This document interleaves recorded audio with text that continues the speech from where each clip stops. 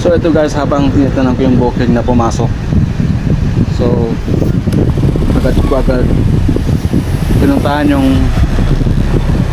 passenger para maihatid na siya. So kita natin kung babae ba siya o lalaki. So yun, dito na ako sa pick up niya at hinihintay ko lang siya na lumabas. Sabi niya wait lang daw konti. At yun, dumating na nga si Madam at agad ko siyang binigyan ng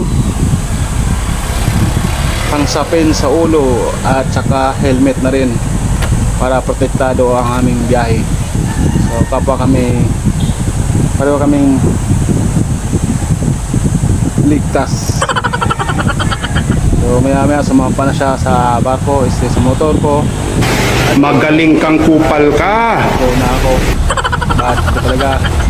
So carry lang daw sabi ni ma'am. So sabi niya konting bilis daw at yung binilisan ko na rin para daw kami makarating agad.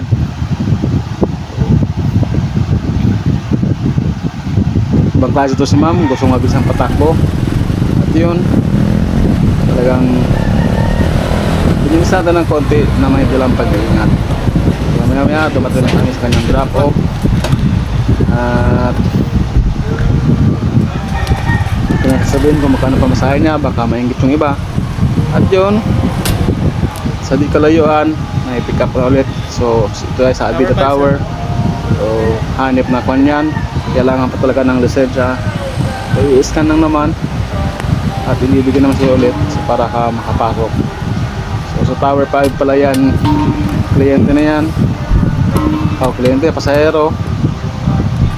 So yun, bigay ko ang lisensya ko at in-scan nila sa kanilang camera. So hinanap ko yung Tower 5 kung saan ba dito. Ang lawak pala ng Abida. So umikot lang ako at yun, nakita ko na rin yung tower na yun. So pagdating ko dito sa pick up location ni Madam, so babae pala yung sasangkay dito. Yan, naghintay ako tayo ng ilang mga minuto para siya ay bumaba. So binilangan ko siya kung aabot ba ng 3 minuto o 2 minuto yung paghihintay natin. So hindi naman.